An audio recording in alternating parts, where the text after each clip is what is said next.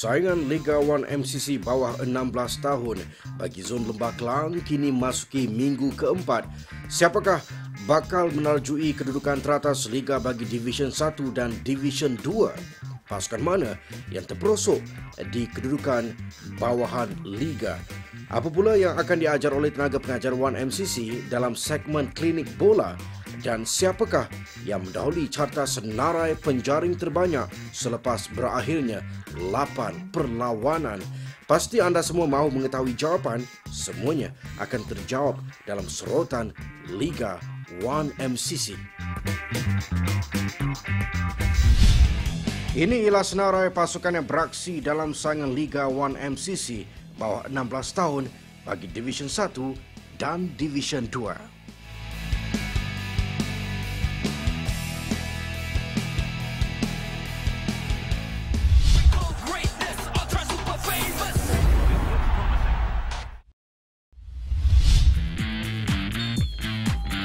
Perlawanan tumpuan pertama bagi saingan Division 1 kali ini melibatkan dua pasukan iaitu Jasmine Junior FC menentang pasukan Kelab Bola Sepak Nadi Dahlia. Sejak whistle perlawanan ditiup, menyaksikan Jasmine Junior mengasak kubu lawan untuk mendapatkan gol awal permainan.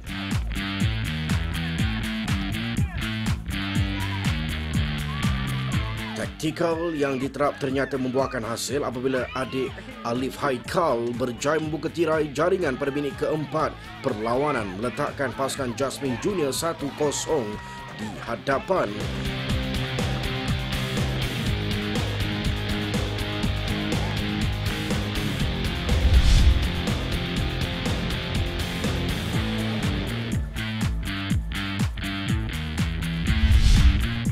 Sejurus selepas gol itu, Jasmine Junior memperlahankan sedikit rentak permainan.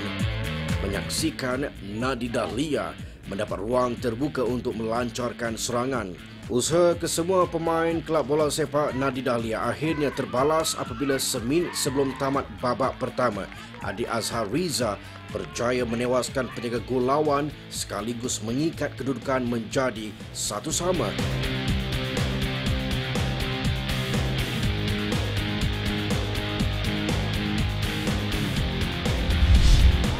Namun pada minit ke-40, Jasmine Junior mengejutkan pihak lawan dengan gol kedua menerusi jaringan adik Nazrin Ashraf sekaligus menyentak semangat pemain-pemain Kelab Bola Sepak Nadi Dahlia.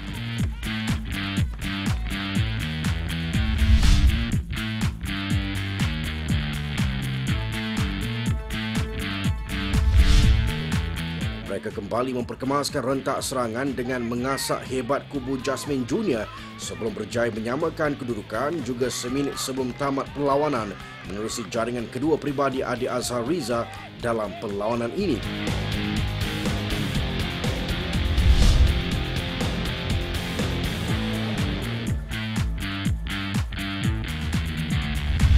Pengadil terus meniup whistle peramat selepas gol tersebut menyaksikan kedua-dua pasukan berkongsi dua mata.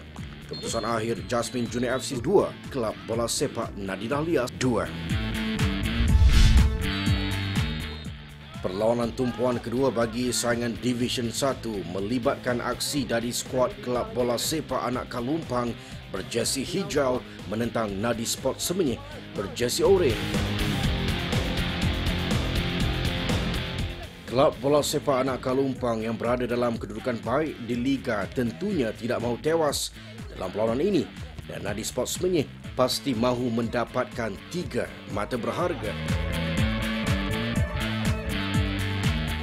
Nadi Sport Semenyih terlebih dahulu menguasai bola dengan dilihat agresif melancarkan serangan ke kubu lawan. Baru 8 minit perlawanan berlangsung, adik P. Sitaran meledakkan gol pertama dengan bijak menewaskan benteng lawan sekaligus meletakkan Nadi Sport Semenyih mendahului pihak lawan.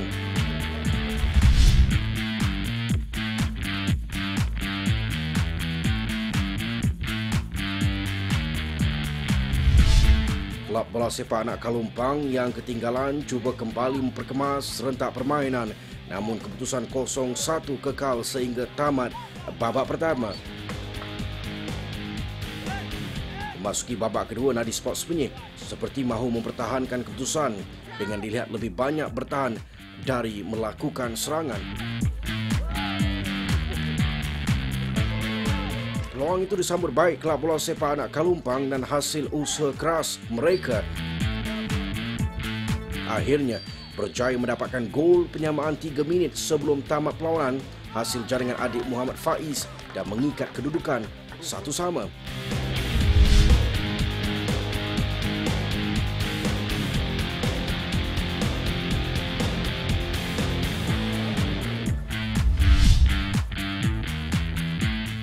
Minit-minit terakhir menyaksikan kedua-dua pasukan kembali cuba mendapatkan jaringan, namun pengadil meniupkan whistle penamat dan menyaksikan mereka terpaksa berpuas hati dengan satu mata. Keputusan akhir, kelab bola sepak anak Kalumpang 1, Nadi Sports Penyih 1.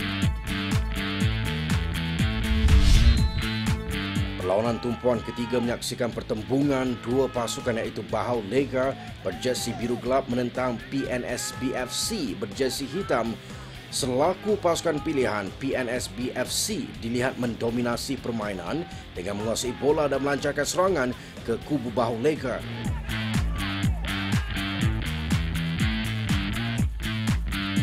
Seawal minit pertama permainan, adik Amirul Aiman berjaya memecahkan kubu lawan apabila menghukum kesilapan pertahanan lawan dengan gol pertama perlawanan.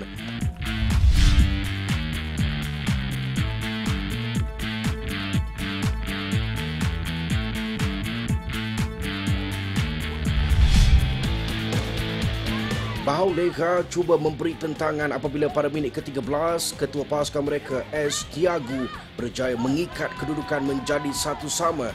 Keputusan seri kekal sehingga tamat babak pertama.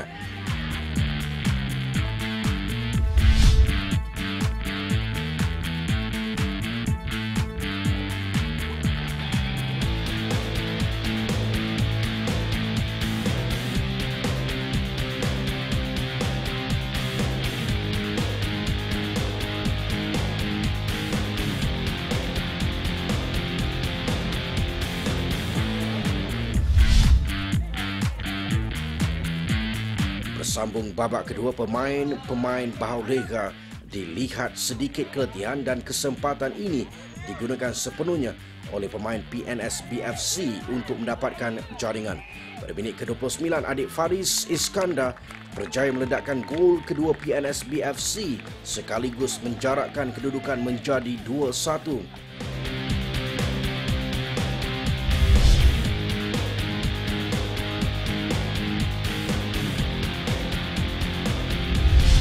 PNSBFC tidak berhenti setakat itu. Mereka terus melancarkan serangan bertali arus ke kubu Bahau Lega dan berjaya menambah derita lawan dengan gol ketiga perlawanan hasil jaringan Muhammad Fadli pada minit ke-43.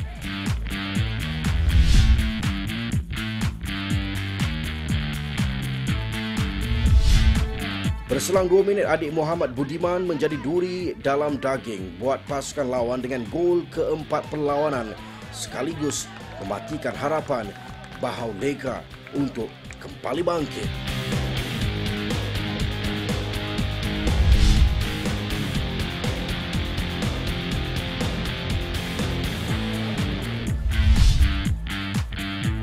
PNSBFC dilihat terlalu ampuh buat Bahau Lega apabila menamatkan perlawanan dengan jaringan besar 1-4.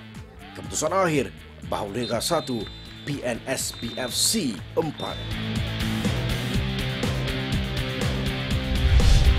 Saingan tumpuan terakhir bagi Division 1 melibatkan aksi dari Jasmine Junior FC berjersey merah hitam menentang Perkasa FC berjersey biru. Jasmine Junior tentunya dahagakan kemenangan apabila sekadar seri pada perlawanan terdahulu, manakala Perkasa FC sudah pasti tidak rela diratah pasukan lawan.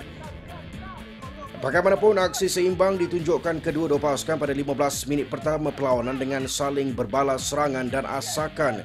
Namun tuah ternyata memihak kepada Perkasa FC apabila membuka tirai jaringan menerusi ayam tambatan mereka, adik Muhammad Saad pada minit ke-20. Jasmine Junior kembali cuba mendapatkan jaringan namun gagal menyaksikan babak pertama berakhir dengan keputusan 0-1.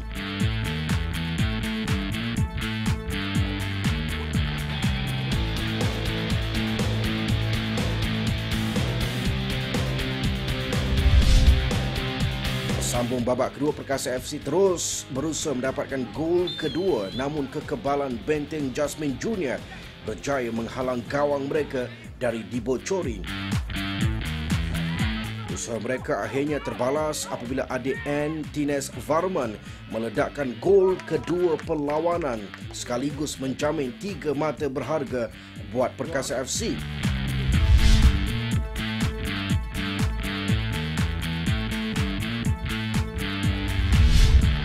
Keputusan 0-2 kekal sehingga tamat perlawanan, menyaksikan Jasmine Junior terpaksa berputih mata dengan tangan kosong.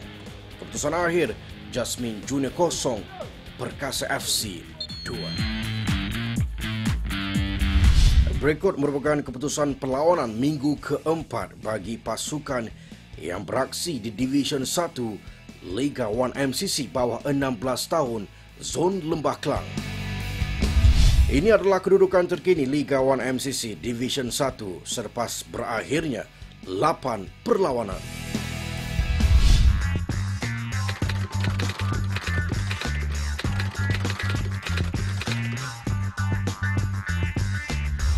Apa pula yang akan diajar oleh tenaga pengajar 1 MCC dalam segmen klinik bola dan aksi-aksi menarik dari Kelab Bola Sepak Remaja Kajang, Kelab Nuri, Harimau United dan Mahkota FA, semuanya seketika nanti.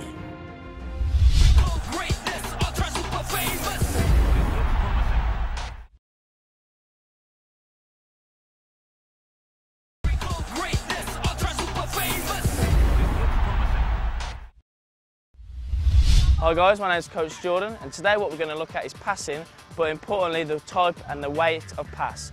So there's going to be a longer pass where you're looking to punch the ball there and get it there as fast as we can, because if we do it too slow, the attackers will intercept and then they'll be on the counter-attack. I've got the lads from PNSB to help me with this. Let's go and have a look. So what we've got set up is 3 stations. This guy in the middle is going to be like the centre midfield player. So he's going to do his movement away, I'm going to punch the pass into him, he will set me the ball back, then I'll punch it out wide to the man at the top, the farthest station. Okay, ready? That's it.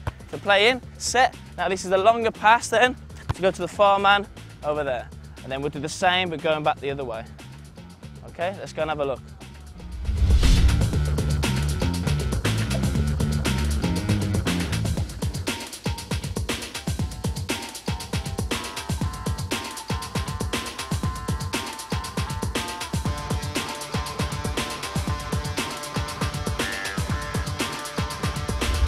So the progression now, what we're going to look at is using our left foot. So we're going to go the opposite way around.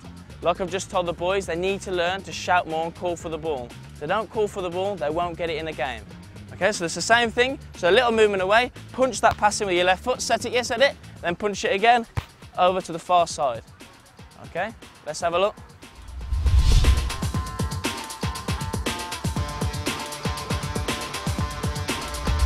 Today we covered where to pass. So it's very crucial that we look at making sure it's accurate and it's fast. If it's slow, then in a game, the attacking team or the opposing team will intercept that and then they'll be on a counter-attack. So looking at covering that both on the right side and also the left side. Also we looked at briefly, which is the movement of the middle man. So like the centre midfield player, making sure he makes enough space for him to receive the ball, then to set it to the player running on to make their pass. Hopefully the boys from PNSB can take that further and put it into practice in a bit. Okay, thank you, see you next time.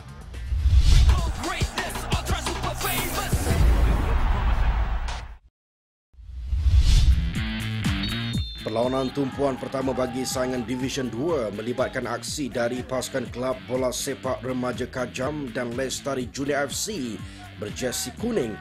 Lestari Junior dilihat lebih menguasai bola di awal permainan dan pemain-pemain Kelab Bola Sepak Remaja Kajang dilihat terpaksa bekerja keras bagi mendapatkan bola. Taktikal yang diterapkan jurulatih Lestari Junior membuahkan hasil apabila mereka berjaya memecahkan kebuntuan jaringan seawal minit ke-7 hasil jaringan adik Muhammad Nazirul.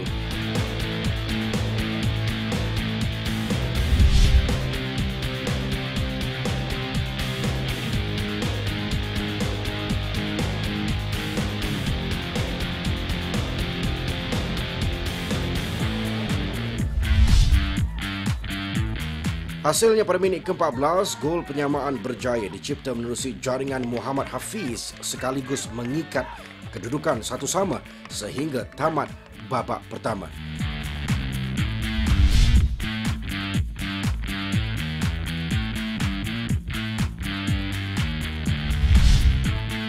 Empat minit bersambung babak kedua berbekalkan taktikal dan corak serangan yang sama.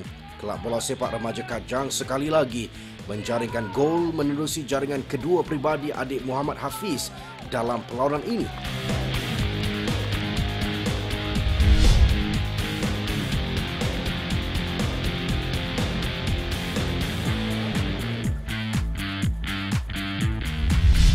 Kedudukan 2-1 menyaksikan kelab bola sepak remaja Kajang bertahan bagi mengekalkan keputusan. Usaha mereka ternyata berhasil apabila pengadil meniupkan whistle penamat. Keputusan akhir, kelab bola sepak remaja Kajang 2, Lestari Junior FC 1.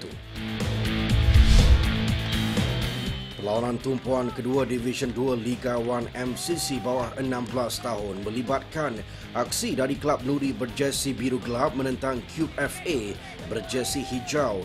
Cube FA pasti dahagakan kemenangan bagi menjamin kedudukan terbaik di Liga dan Kelab Nuri sudah tentu tidak rela dibaham oleh pasukan lawan. Perlawanan berlangsung seimbang buat kedua-dua pasukan, namun puas ternyata memihak kepada Cube FA apabila terlebih dahulu mendahului lawan dengan gol adik Muhammad Zakwan pada minit ke-12.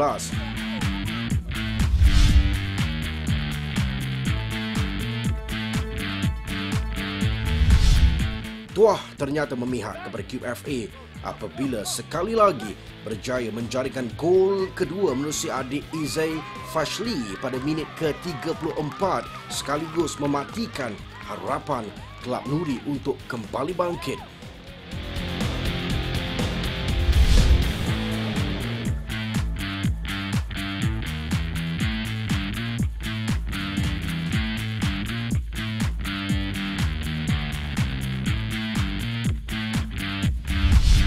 Jurulatih Kelab Nuri terus cuba memberikan semangat kepada pemain-pemain agar terus mengasak, namun masa tidak memihak kepada mereka. Keputusan akhir, Kelab Nuri 0, Cube FA 2. Perlawanan tumpuan terakhir bagi saingan Division 2 melibatkan aksi dari Harimau United FC berjersey kuning menentang Wira Semenyi SCFC berjersey hitam.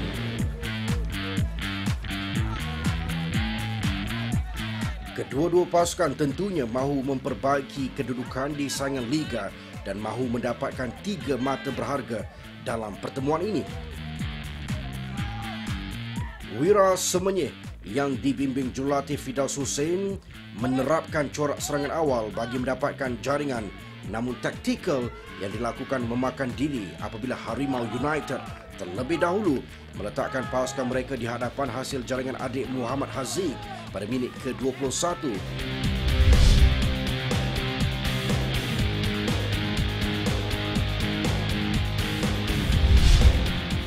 2 minit berselang mereka berjaya mendapatkan gol penyamaan hasil jaringan adik Muhammad Arif.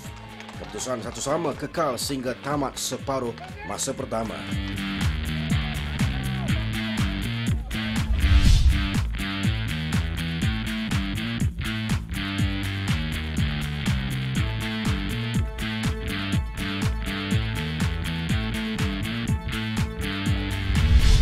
Babak kedua, kedua-dua pasukan dilihat saling berbalas serangan, namun gol masih gagal dicipta. Beberapa peluang berjaya dihasilkan tetapi penyudah tumpul menghampakan kedua-dua pasukan dalam mencari gol. Keputusan akhir, Harimau United 1, Wira Semenyi SCFC 1. Berikut merupakan keputusan perlawanan minggu keempat bagi pasukan yang beraksi di Division 2 Liga 1 MCC bawah 16 tahun Zon Lembah Kelang. Ini pula merupakan kedudukan terkini Liga bagi Division 2.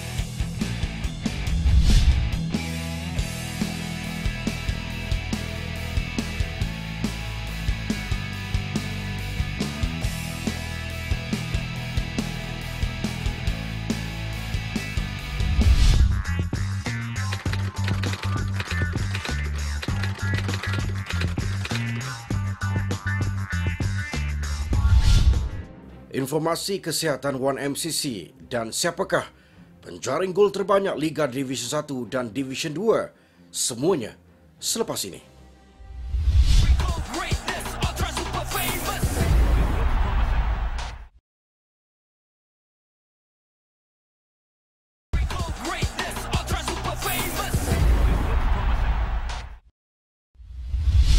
Okey, kebiasaannya untuk latihan untuk seorang bola sepak bukan setakat bahagian kaki seperti yang di luar sana buat.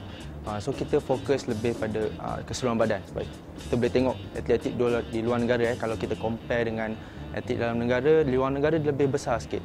Kadang badan dia punya fizikal dia lebih besar sikit, dia lebih laju, lompat dia lebih tinggi. So kami di sini akan membuat ataupun melatih atlet untuk lebih lagi daripada yang biasalah. Alright, seperti contoh kita tak latih bahagian kaki saja, kita buat latih bahagian upper body, kita panggil bahagian atas tubuh badan untuk jadikan lebih kuat. Alright, kita juga tak latih di gym. Kita latih di bahagian luar juga, di padang, di track untuk tingkatkan aerobik dan aerobik atlet tersebut. Kenapa pentingnya bahagian upper body, kekuatan bahagian atas tubuh badan seorang atlet bola sepak? Sebagai contoh, kalau kita berlari dengan contoh laju lah, kita lari laju, tapi ada somebody yang tolak kita daripada belakang ataupun tepi, kita tak mudah jatuh, kita lebih teguh lah. Maksudnya adik-adik tak berada dalam keadaan yang goyah bila berlari. Itu yang paling penting untuk bahagian atas badan. Di bahagian upper body, bahagian atas badan, kita boleh buat satu exercise yang kita namakan tekan tubi ataupun push up dalam bahasa Inggeris dia. Alright, dia akan menggunakan otot di bahagian dada, okay, dan juga sikit bahagian lengan belakang.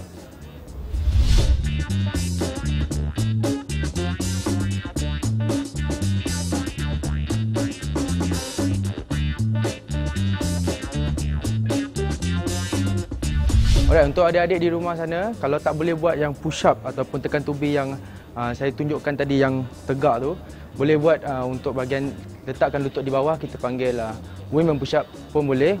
Salah satu alternatif cara lain untuk adik-adik di rumah buat kalau tak boleh buat yang macam biasa. Ini adalah senarai penjaring terbanyak selepas 8 perlawanan bagi Division 1 dan Division 2 saingan Liga 1MCC.